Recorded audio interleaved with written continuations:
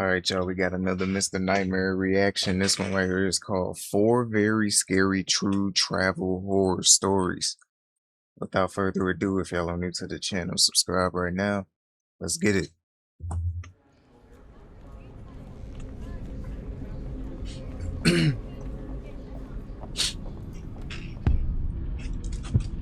Story one. I hate to travel. I especially hate to travel for work. About a year ago, I had to travel somewhere that was only 3 hours away from my job. The area I had to go is considered beautiful by the people who visit. I thought this would be a great excuse to bring my wife with me. She hates when I travel for work, so this seemed like a good opportunity to include her. I figured she could enjoy the sights, go hiking, shop, or just sit around the house. Either way, I'd be around every afternoon and night for us to do whatever she wanted. We rented this cute little house that was mostly secluded. Not like in the middle of nowhere, but definitely separated from the other houses by a bunch of trees. That first night we arrived, we looked around the house, and I remember my wife saying that she would love to buy a house like this. Even though it was small, it had a large basement that was filled with storage. Little did I know that our short trip was only going to get worse from here. That first morning, I woke up at 6 a.m. to get ready for work. After I turned my alarm off, the first thing I noticed was that my wife wasn't in bed with me. That caused me to jump out of my bed with a little fire in my step. I went out into the kitchen, and she was sitting on one of the bar stools drinking coffee and scrolling on her phone. When I asked her why she was awake, she told me that she couldn't sleep. She woke up in the middle of the night. When she rolled over, she thought she could see someone standing in the corner of the bedroom. She tried to squint and focus her eyes, but it was too dark to be certain. She rolled over and couldn't get back to sleep. She said she almost fell asleep at one point, but thought she heard a noise from the same corner, and after that, she was wide awake. She said she just couldn't shake the feeling that someone was watching her. At 5, she got up, made coffee, and had been sitting out there ever since. I felt terrible for her. I could see in her face that she was exhausted. I could even see that she was still a little scared. I got ready for work, and before I left, I asked if she was going to be okay. She told me that she was going to get ready and go explore the town while I was at my work obligation. She didn't want to stay at the house alone longer than she needed to. As I was getting ready to leave, she was laying out clothes on the bed for after her shower. I kissed her goodbye, and she jumped in the shower.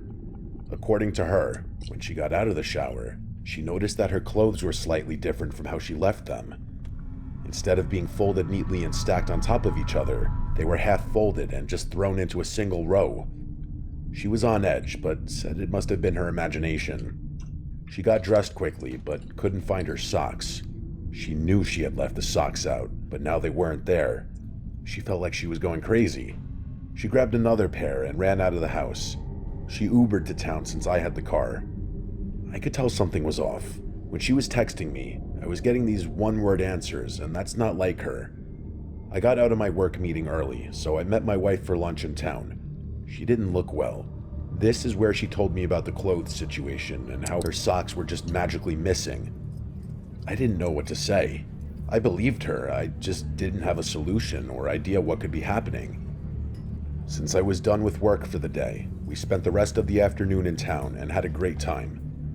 That night, we had dinner at the house, and my wife looked much better. Whatever weirdness was happening before and bothering her looked like it was over now. In the middle of that night, she woke me up. She told me she heard a weird noise. As soon as she told me, I could hear it as well. It sounded like someone walking around in the house. I could see her shaking. She begged me not to leave, but I needed to know if someone was in the house. I quietly walked through the house, and the only thing I noticed out of the ordinary was that a closet door was open. I know this is stupid, but I assumed the door just opened on its own. I know it's unlikely, but I've had doors do that before. I even rationalized in my head that the sound we heard must have just been the door opening. I even looked inside the closet just to be sure, and it was empty. I told my wife the house is clear and that we had nothing to worry about. She had it in her mind that something wasn't right. She couldn't sleep. I decided to stay up with her for the rest of the night. That morning, I got ready for work, and she also got dressed. She didn't want to stay 1 second in that house without me. We met up for lunch again, and she asked if we could go back and pack our things so we could leave. I felt terrible because I had to tell her that we needed to stay one more night. The next day, I had one more meeting in the morning that I couldn't miss. This wasn't the trip I wanted for us. The thought of staying in the house one more night for her was crippling. I offered to get us a hotel room, but because I spent so much on the house, she agreed to tough it out one more night. When we got back to the house, we packed everything up so we could leave right after my meeting in the morning. We ordered a pizza that night and sat in the living room for a while. I could tell that she didn't want to go to sleep. We ended up playing this trivia game on my phone for a while. Every so often, we would hear this noise coming from the basement. Every time we heard it, my wife would crumble. I tried telling her that it must be the house just making noises, but she couldn't accept that. While we were sitting there, I decided to go and check the basement again. She begged me not to, but I told her that I wanted to prove that the house is safe and that she had nothing to worry about. I went down there and looked all around the room. There were boxes of storage everywhere. There was only one light, and it wasn't a good one. It gave off a dim yellow glow. Just as I was about to head back upstairs, something caught my eye. What? I turned back around, and standing in the corner of that room was a man in a red hat. He was standing so still that I swear I thought it was a hat rack or even a mannequin. I moved a little closer. This dude was in the basement the whole time. How he get in there? And the man blinked. Rack or even a mannequin. I moved a little closer, and the man blinked. I freaked out and ran upstairs. I told my wife to get to the car right away, and I'll grab the bags. We had 3 bags in total. I grabbed 2 bags and threw them outside. My wife loaded the bags into the car as I ran inside to grab the final bag. I ran to the bedroom, grabbed our chargers out of the wall and the last bag. As I was running to the door, I noticed that the basement door was open, and the closet was now slightly ajar. I took a deep breath, and I sprinted past the closet and the basement door. I literally threw the bag in the back seat of the car and drove off. I called the rental manager and told them that someone was in the house. The woman was arguing with me, trying to tell me that I was mistaken. I don't even know if she followed up on what I said. I got so angry that I hung up the phone. Thankfully, we were okay, but just because we made it out unscathed doesn't make it any less scary. This man was literally wandering around the house with us all weekend. I believe my wife without a doubt did see someone standing in the room. It was most likely that guy in that basement. I don't even want to think about what this guy wanted with us, besides my wife's socks. I know I could have pursued this further, but I just let it be. Having your own house to stay in while you travel is cool and everything, but I honestly think I'm going to stick to hotels for a while. They may be scary as well, but at least there, you expect to have people around. People that hopefully won't be in your room watching you sleep.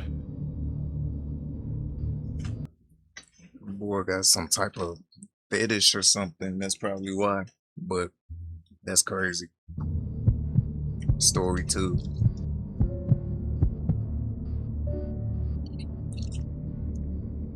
I like to travel, but I don't like to travel alone. So sometimes I'll pay the way for the girl I'm seeing at any time to accompany me. One of the more memorable trips was my trip to Costa Rica with this girl Julie I was seeing. We stayed at the Four Seasons, a damn beautiful resort in every way, one of the nicest places I've stayed. The trip was memorable, not just for its beauty, but the insanely weird and disturbing experience we had towards the end. We were staying there 4 nights, which, trust me, already cost me a pretty dollar. The place was not cheap, but the amenities were great. Life was honestly amazing for the first 3 days. On night 3, late at night after we ate dinner and sat on the beach watching a fire show, the pool and public area slowly started to clear out until it was just us awake. We decided to run to the room to grab the bottle of tequila we had and a few mixers and bring it to the hot tub by the pool. Okay. The hot tub was covered in just about every direction by trees and plants, minus the narrow opening to get in and out. There was also a waterfall in the hot tub that made enough noise where we could be as loud as we wanted. We had some fun drinking and whatnot in the hot tub, but it was interrupted when I noticed through the plants someone was on the other side, creeping. It wasn't a person just walking the walkway. Someone was crouching down as if they were spying on us in the hot tub. I shouted hey, and then got out of the hot tub, which, let's face it, getting out of a pool or hot tub takes a few seconds to do. By the time I was out on the concrete and on the walkway, I saw someone hurrying away before turning the corner and disappearing. Julie was telling me to come back and leave it alone, but I ran ahead and turned that corner that the man had just turned. When I did, I saw nothing but an empty, dark trail toward the units. Actually in the direction of our unit, too. When I went back to the hot tub, Julie and I had a mild laugh about it, but really the vibe was dead because we didn't feel like we had privacy anymore. We got some towels and walked back to the room. So the way back from the pool section to the units, you had to walk a path that's pretty dark at night. It was right between the buildings to one side and jungle on the right. When we got like directly across from our unit, which was on the first floor, to the right in the jungle, we heard rustling. It's a jungle and there's animals, so you'll hear rustling everywhere, but this rustling stood out because it sounded bigger and more intense. It sounded human-made. Julie was scared and said, "Let's go in, please." I told her to go and gave her the wooden key card. I took a closer look into the jungle, and I started to hear this buzzing sound. It didn't sound like a bug or animal. It sounded like a human making a low grumbling or buzzing noise with their throat. Whatever or whoever was in there scattered away deeper into the jungle, and I was left with my heart in my throat. I hurried to follow Julie inside of the room and slammed the door shut. She didn't hear the buzzing sound, but she heard the scurrying away. It felt like someone was here stalking us now. We just went to bed. They couldn't get into a locked room. The next day, while we were lounging by the beach, we told one of the workers about the weird encounter last night, just as a warning for other guests and workers about the strange behavior.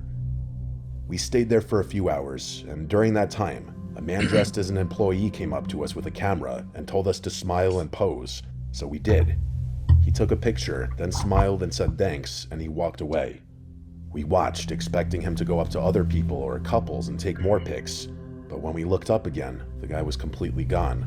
Also worth noting, every other worker at this place was Costa Rican. This dude was white. Also worth noting, every other worker at this place was Costa Rican. This dude was white, which, listen, that's not the craziest thing ever, but, like, this dude was whiter than us. Julie and I noted that amongst ourselves. Skipping ahead to that night, things were nice. We got dinner again, watched the sunset, explored around a little more, and relaxed. We had an early flight the next morning, so we called it pretty early. We were exhausted and fell asleep pretty easily. However, I woke up to a still dark room. It had to be early hours of the morning, maybe 12 a.m. to 1:30 a.m. I woke up facing the patio. Our suite had a patio with a big sliding door, and the patio was screened off to prevent bugs getting in. We left that door open at night to hear the sounds of the animals and the waves outside, but I heard something else out there.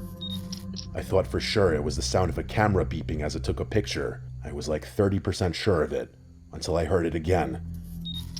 It was the shutter and beep of a camera. I sat upright, and I could see a silhouette standing on the other side of the screen in the patio. Whoa. I shouted hey again, sounding angry, but deep down terrified. All I saw of this person was their black silhouette, and I watched as their silhouette ran away into the darkness. Julie woke up, and I told her the truth of what I saw. I slammed the patio door shut, and I called the front desk. I made a very loud and anxious report of what just happened and asked them to send someone right away. An employee came 10 minutes later, and I told them everything about the stalker the night before, the man with the camera on the beach, and now this.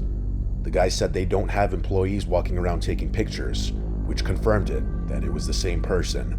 In fact, it might have been the same person stalking us the past 2 days. I demanded a new room because we didn't feel safe. They also said they'd check all the video surveillance from the past 2 days. We were moved to another suite closer to the front hall. We kept the patio door in this one shut, obviously. We woke up early the following morning for our flight. We had a shuttle service offered from the resort to the airport. While checking out at the front desk, they showed us the video footage of the man who was stalking us. He was creepily walking around the resort. He only took pictures of us based on the videos we were shown. It was the most horrifying, confusing thing. We couldn't stay for too long because we were in a hurry, but they told us if they found the man, action would be taken. We were just relieved to be leaving there. I followed up with the resort a few days later, and they apologized for not having any updates, which was disappointing. I don't see Julie anymore, but this was a really crazy and disturbing story the two of us share that I sometimes want to reach out to her about just to talk about again.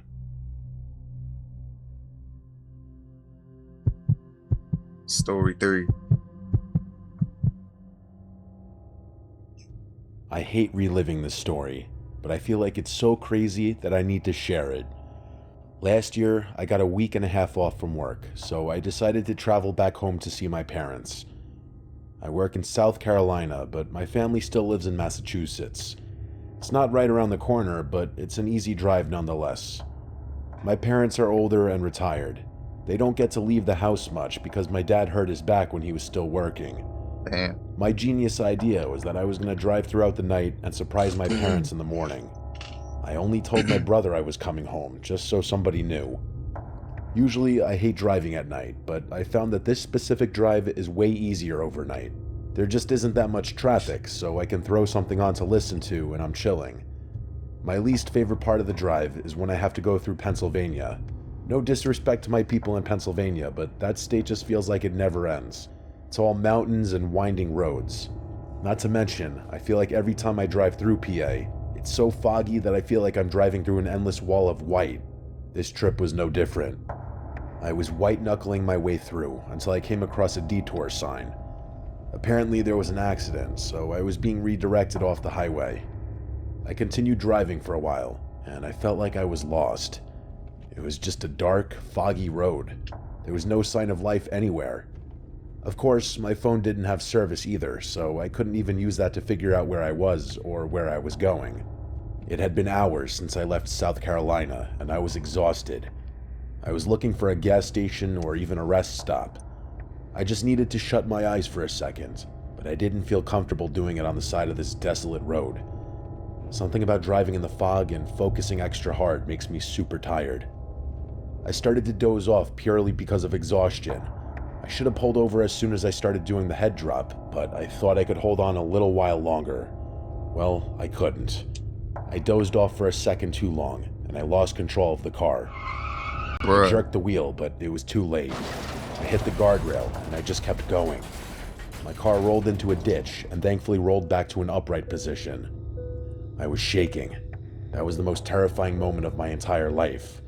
If you've ever been upside down in a car, you'll know what I'm talking about. I sat there for a few minutes trying to catch my breath. I grabbed my phone to see if I had service yet, but it wouldn't matter if I did. My screen was destroyed in the crash. While I was sitting in the car, I didn't know how bad the damage was on the outside. I tried to drive the car out of the ditch, but it was completely stuck. There was no moving it. Because of the angle of the car, I could barely get my door open. When I got out of the car, I crawled out of the ditch. I stood there in amazement, looking at the damage to the car. I wanted to crawl under a rock. I had no idea what I was going to do. A few minutes later, I was sitting next to the car, basically grieving on the inside. While I was sitting there, I saw two bright headlights coming through the fog. I thought about flagging them down, but ultimately, I decided to just stay quiet. The truck drove by slowly. It was 20 feet or so in front of me, and it started to reverse back toward me. When they were right next to me, they rolled down the window. It was an older couple inside the truck. The woman was in the passenger seat, and she made a comment about how I looked like I needed some help. I didn't answer right away. They seemed very nice, but this was the first car I'd seen on this road, and it was also the middle of the night in nowhere, Pennsylvania.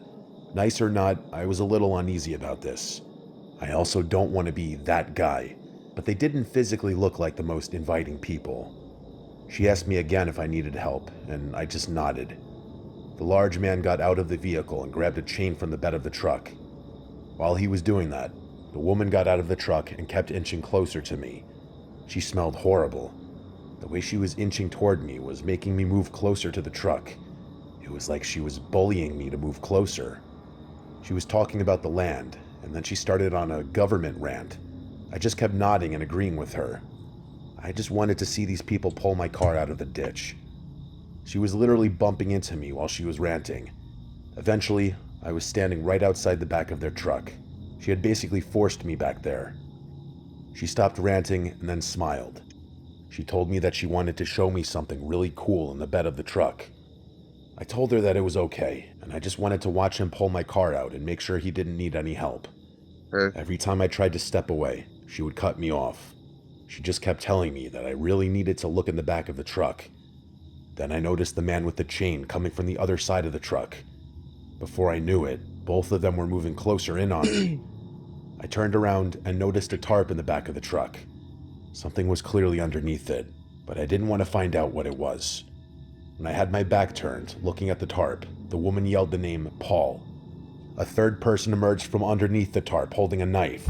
He was a younger man, and he attempted to grab me with his other hand. What? I still don't know how, but I was able to dodge him by basically falling back to the ground.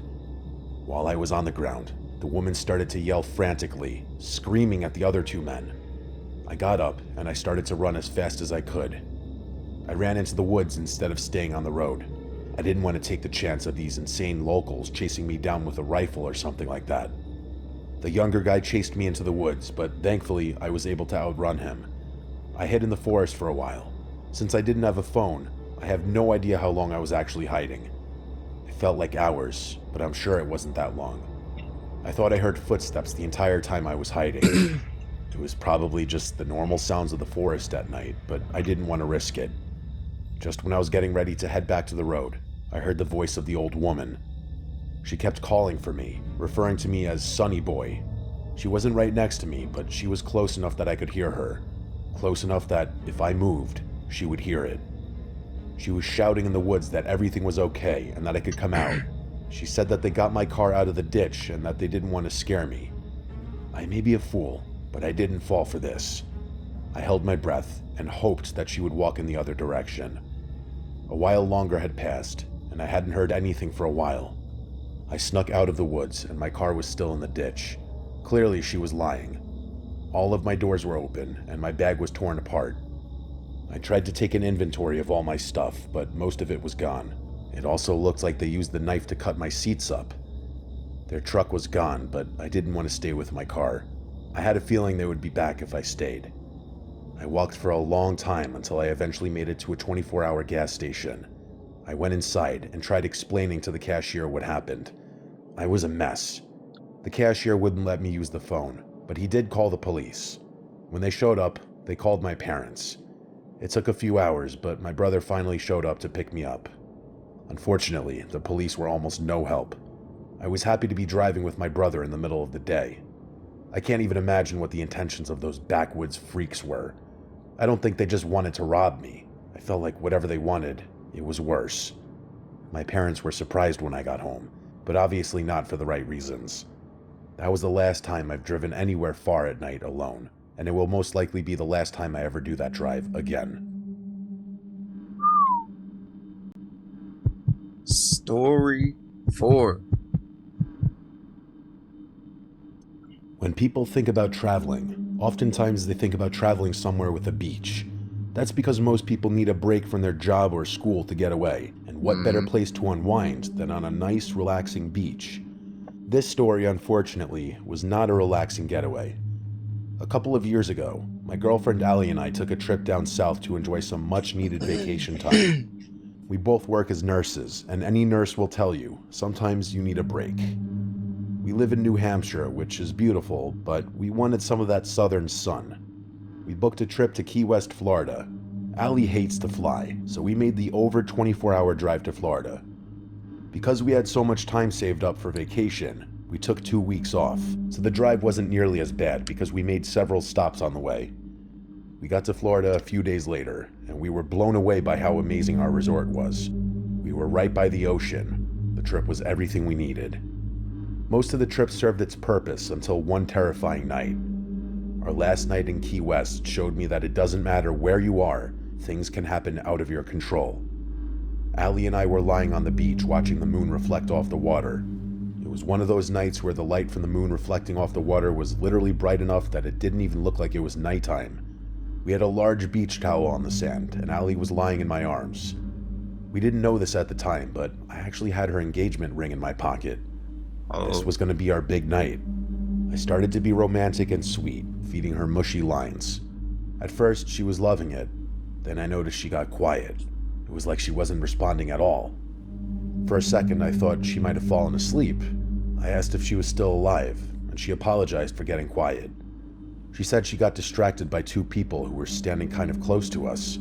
She said it looked like they were staring at us. I sat up a bit and looked for the two she was talking about.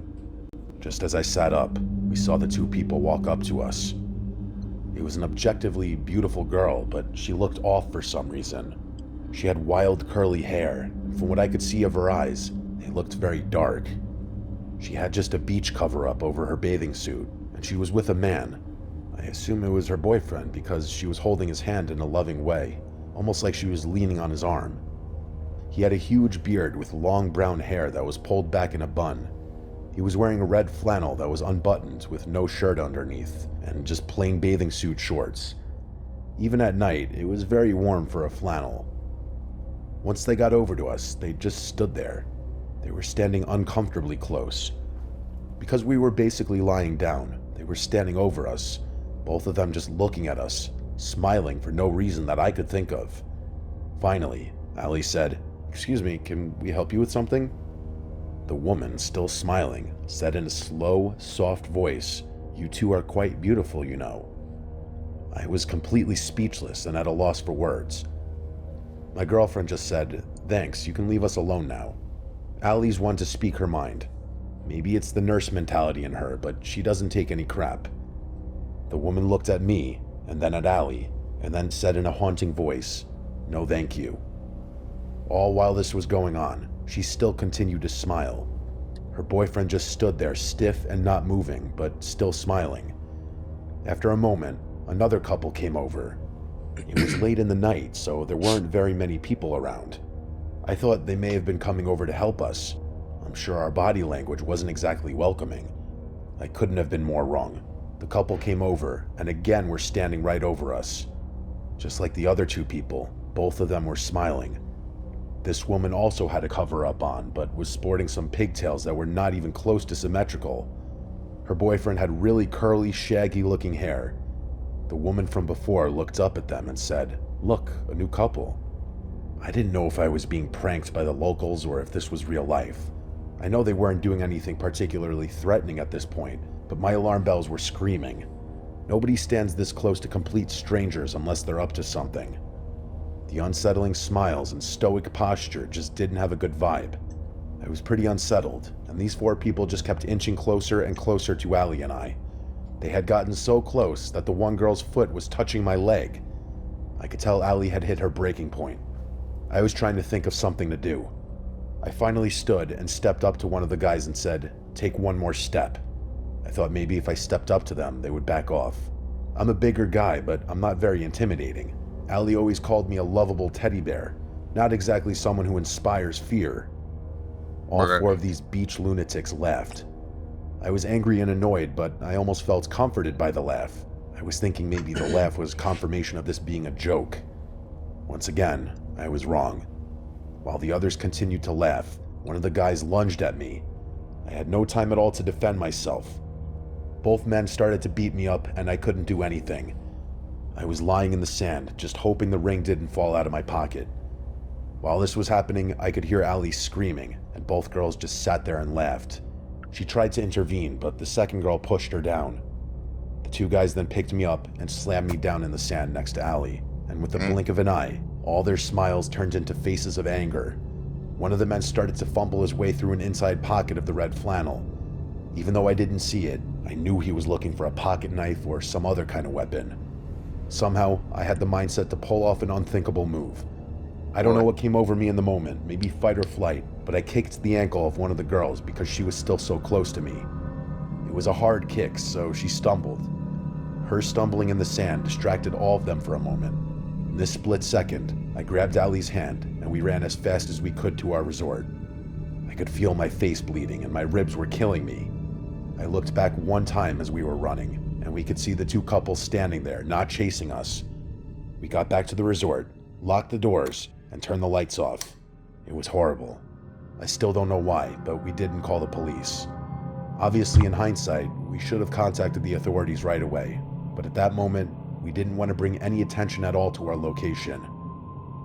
The next day, we checked out early from the hotel so we could leave for home. The entire time we loaded up the car and checked out, we kept looking over our shoulder.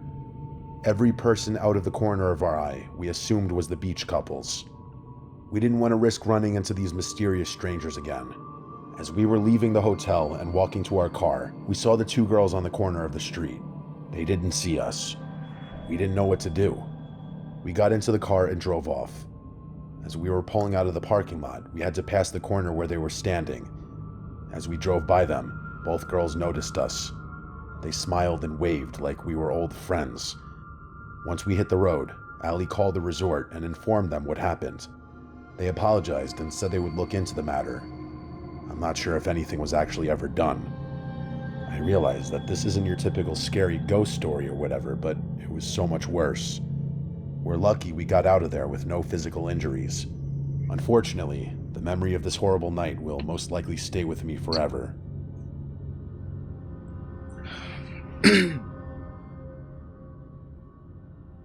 Hey man, hope y'all enjoyed this video, man. Let me know in the comments down below what y'all think I should react to next. If y'all are new to the channel, subscribe right now. I love y'all. Stay blessed. And we out of here. See y'all in the next one.